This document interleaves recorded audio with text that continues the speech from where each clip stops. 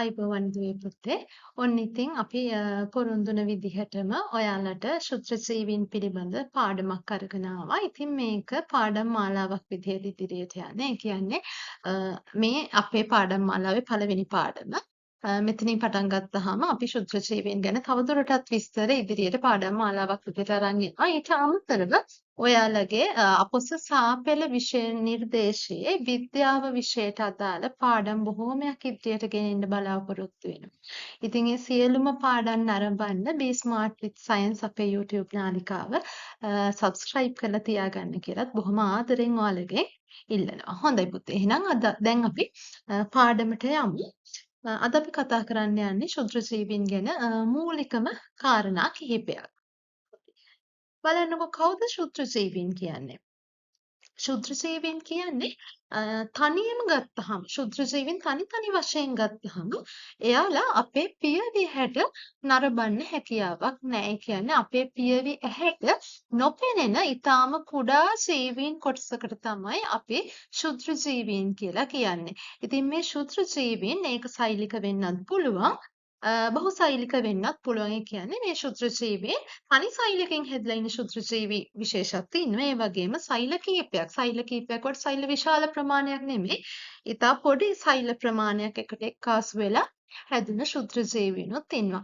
ඉතින් දුවේ පුතේ මේ ශුද්‍ර ජීවීන් ඉතා කුඩා නිසා අපේ ඇහැට පේන්නේ නැහැ. ඒකත් එක්කම අපිට මේ ශුද්‍ර ජීවීන් නිරීක්ෂණය කරන්න අන්වීක්ෂයක් අවශ්‍ය වෙනවා. හොඳයි. අපි බලමු මේ ශුද්‍ර ජීවීන් නිරීක්ෂණය කරන්න අපිට භාවිතා කරන්න පුළුවන් උපකරණ මොනවද කියලා. ඉතින් මේ ශුද්‍ර ජීවීන් ඊටාම කුඩා බැවින් ඒ කියන්නේ මෙයාලා ගොඩාක් චූටි. ඒ නිසා මෙයාලව නිරීක්ෂණය කරන්න අපිට විශේෂ අන්වීක්ෂ භාවිතා කරන්න සිද්ධ වෙනවා. එතකොට මේ විදිහට අපිට භාවිතා කරන්න පුළුවන් අන්වීක්ෂ වලින් එකක් තමයි සංයුක්ත ආලෝක අන්වීක්ෂය කියන්නේ. ඔයාලගේ පාසලේ විද්‍යාගාරේ මං හිතනවා ඔයාලා දැකලා ඇති සංයුක්ත ආලෝක අන්වීක්ෂය කාච දෙකක් පාවිච්චි කරලා අපිට විශාල ප්‍රතිබිම්බයක් ගන්න පුළුවන් විදිහේ අන්වීක්ෂයක් තියෙනවා. ඒකට තමයි සංයුක්ත ආලෝක අන්වීක්ෂය කියන්නේ. ඉතින් තරමක් විශාල මයික්‍රෝමීටර් ප්‍රමාණයේ ශුද්‍ර ජීවීන් බැක්ටීරියා ප්‍රෝටෝසෝවා සහ දිලීර වගේ ශුද්‍ර ජීවීන් නිරීක්ෂණය කරන්න අපිට පුළුවන්කම තියෙනවා මෙන්න මේ සංයුක්ත ආලෝක අන්වීක්ෂය පාවිච්චි කරන්න. ඊටත් වඩා ඊටාම කුඩා ශුද්‍ර ජීවීන් වන වෛරස් වගේ කට්ටිය අපිට මේ සංයුක්ත ආලෝක අන්වීක්ෂය නිරීක්ෂණය කිරීමේ හැකියාව නැහැ. ඒ වගේ වෙලාවට අපිට සිද්ධ වෙනවා මේ කට්ටියව ඉලෙක්ට්‍රෝන අන්වීක්ෂයක් පාවිච්චි කරලා නිරීක්ෂණය කරන්න. හොඳයි. ඉතින් අපි බලමු මේ ශුද්‍ර ජීවීන් මොන වගේ ස්ථානවලද ජීවත් වෙන්නේ කියලා. අපි අපිට තියෙන අපේ පරිසරයේ තියෙන ඕනම තැනක මේ ශුද්‍ර ජීවීන්ට ජීවත් වෙන්න පුළුවන්කම තියෙනවා. ඉතින් බහුලවම ශුද්‍ර ජීවීන් හම්බ වෙන තැනක් තමයි ස කියලා කියන්නේ. ඊපස්සේ බොහෝ වෙලාවට බැක්ටීරියා සහ දිලීර කියන වර්ගවල ශුද්‍ර ජීවීන් ජීවත් වෙනවා. ඒ වගේම ජලය මිරිදිය සහ කරදිය කියන ජලයේ දෙවර්ගයේම ශුද්‍ර ජීවීන් විවිධ විදිහේ ශුද්‍ර ජීවීන් ඇල්ගී ප්‍රෝටෝසෝවා වගේ ශුද්‍ර ජීවීන් ජීවත් වෙනවා. ඒ වගේම අපි මේ අපේ වටේ තියෙන අපි හුස්ම ගන්න වාතයේත් මේ බීජාණු විදිහට මේ කට්ටිය පාවෙනවා. ඔන්න ඔය හේතුව නිසා තමයි අපිට අර හෙම්බිරිසාව හැදුණු කෙනෙක් ළඟ හිටියාම අපටත් හෙම්බිරිසාව හැදෙන්නේ මෙන්න මේ හේතුව නිසා තමයි. මොකද මේ ශුද්‍ර ජීවීන්ගේ බීජාණු අපේ අවට පරිසරයේ පාවි තියෙන්න පුළුවන්. ඒ වගේම මිනිසා ඇතුළු සියලුම ශාක සහ සතුන්ගේ ශරීර ඇතුළේ විවිධ වූ ශුද්‍ර ජීවීන් ජීවත් වෙනවා.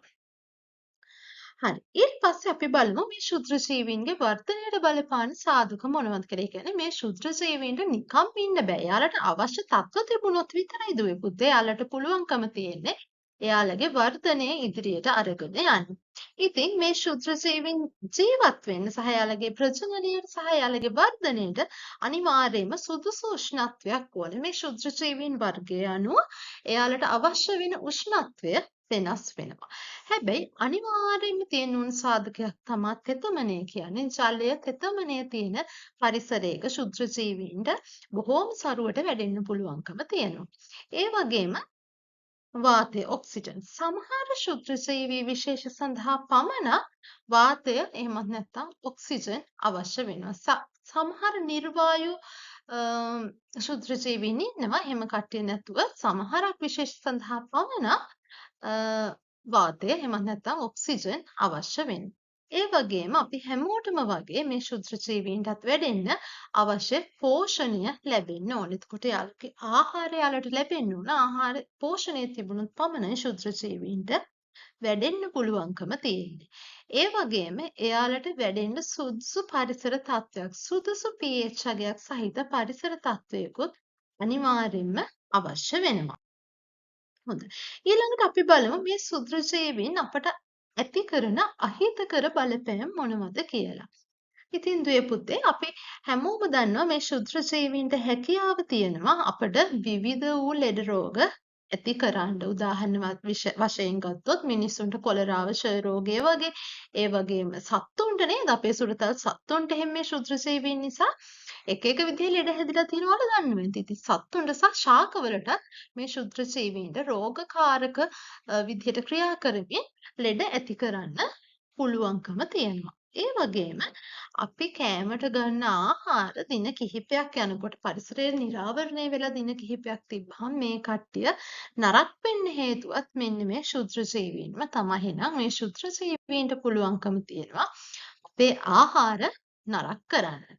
ඉතින් අපි බලමු ශුද්‍රජීවී කාණ්ඩ සහ ඒ අනුව වැළඳෙන්න පුළුවන් ලෙඩ රෝග මොනවද කියලා. ඉතින් බැක්ටීරියා මගින් ක්ෂය රෝගය, කොලරාව සහ පාචනය. ඔයාලා කියන්නේ බඩේ අමාරුව කියලා. අන්න ඒ වගේ ලෙඩ මේ බැක්ටීරියා මගින් ඇති වෙන්න පුළුවන්. ඒ වගේම වෛරස මගින් සෙම්ප්‍රතිශ්‍යාව, ඩෙන්ගු, ඒඩ්ස් සහ පහුගිය කාලේ සීඝ්‍රයෙන් ව්‍යාප්ත වුණ COVID-19 වගේ ලෙඩ රෝගත් ඇති කරන්න මේ වෛරස් වලට පුළුවන්. ඒ වගේම ප්‍රෝටසෝවා නිසා ඇතිවෙන ලෙඩ රෝග තමයි මැලේරියාව සහ ඇමීබා පාචනය කියන ලෙඩ රෝග. ඒ වගේම දිලීර නිසා ඔයාලා දැකලා ඇති සමහර කට්ටියගේ හම උඩ අලුහං ඇති වෙලා තියෙනවා. මේ අලුහං සහ පණු කැවිල්ල සමේ රෝග බොහෝමයකට හේතුකාරක වෙන්නේ මෙන්න මේ දිලීර. ඉතින් මේ ශුද්‍රජීවීන්ගේ දුවේ පුතේ මේ ශුද්‍රජීවීන්ගෙන් අහිතකර බලපෑම් විතරක් නෙමේ හිතකර ප්‍රයෝජනත් තියෙනවා. ඒ කියන්නේ මෙයාලව අපිට අපේ අවශ්‍යතා සඳහා පාවිච්චි කරන්න පුළුවන් හැකියාවකුත් තියෙනවා. ඉතින් අපි ආහාර කර්මාන්තයේදී විශේෂයෙන්ම මේ කිරි ආහාර කර්මාන්තවලදී යෝගට් චීස් වගේ ආහාර නිෂ්පාදනය කරන්න අපි ශුද්‍රජීවීන් පාවිච්චි කරනවා. ලැක්ටෝබැසිලස් වගේ ශුද්‍රජීවීන් පාවිච්චි කරනවා. ඒ වගේම විනාගිරි සහ පාන් වැනි ආහාර නිපදවීමට ඔයාලා දන්නවා පාන් පිපෙන්න ඊස්ට් කියන ශුද්‍රජීවීන් විශේෂය පාවිච්චි කරනවා. මේ වගේ ආහාර කර්මාන්තවලදී ශුද්‍රජීවීන් අපි යොදා ගන්නවා. ඒ වගේම වෛද්‍ය විද්‍යාවේ ප්‍රතිජීවක ඖෂධ සහ එන්නක් නිපදවීමට ශුද්‍රජීවීන් පාවිච්චි කරනවා. ඒ වගේම කොම්පෝස්ට් පොහොර සෑදීමට පස්සේ සාරවත් බව වැඩි කරගන්නවා. ඔයාලා දැකලා ඇති අර ගෙවල් වල අම්මලා කුස්සියේ ඉතුරු වෙන කෑම බීම කොම්පෝස්ට් හැදෙන්න දානවා. එතකොට මේ කොම්පෝස්ට් හැදෙන්නේ ශුද්‍රජීවීන් මගින් මේ ආහාර වියෝජනය කරලා පොහොර කිරීම මගින් තමයි කොම්පෝස්ට් හැදෙන්නේ. එතකොට කෘෂි කර්මාන්තයට කොම්පෝස්ට් පොහොර නිපදවන්න පස්සේ සාරවත් බව වැඩි කරන්න මේ ශුද්‍රජීවීන් උපකාරී වෙනවා. ඒ වගේම මේ පරිසරයේ මියගිය ශාක සහ සත්තු කොටස් වියෝජනය කළ පරිසරය පිරිසිදු කරන්න ශුද්‍රජීවීන් උපකාරී වෙනවා. ඔයාලා හිතන්නකො ශුද්‍රජීවීන් මේ කර්තව්‍ය කරේ නැත්නම් මියගිය ශාක සහ සත්ව කොටස් වියෝජනය කරේ නැත්නම් විශාල වශයෙන් මල සිරුරු සහ එකේ සත්තුන්ගේ සහ මිනිසුන්ගේ දෙගොල්ලන්ගේ මල සිරුරු සහ ශාක මැරුණේවා විශාල වශයෙන් මේ පෘථිවිය මත එකතු වෙලා අපිට අඩුම තරම ජීවත් වෙලා ඉන්නවත් තැනක් නැති වෙන්න පුළුවන්. හැබැයි අපිට මේ ජීවත් වෙන්න සුදුසු වටපිටාව හැදෙන්න මේ මියගිය ශාක සහ සත්තු කොටස් වියෝජනය කරලා සම පිරිසිදු කරන්නේ මෙන්න මේ ශුද්‍රජීවී. ඉතින් හොඳයි දුවේ පුතේ අපි අද කතා කරේ ශුද්‍රජීවීන් ගැන මූලික කාරණා කීපයක්. අපි ඊළඟ වීඩියෝ එකකින් කතා කරමු මේ ශුද්‍රජීවීන් කොහොමද ප්‍රජනනය කරන්නේ, මේ එක් එක් කාණ්ඩයට අයත් ශුද්‍රජීවීන් කොහොමද ප්‍රජනනය කරන්නේ කියලා. ඉතින් එහෙනම් ඊළඟ වීඩියෝ එකක් ගෙනාපු ගමන්ම බලන්න අපේ YouTube නාලිකාව සබ්ස්ක්‍රයිබ් කරලා තියාගන්න. ඉතින් එහෙනම් අලුත් පාඩමකින් හම්බ වෙනකම් ඔයාලා හැමෝටම ආයුබෝවන්.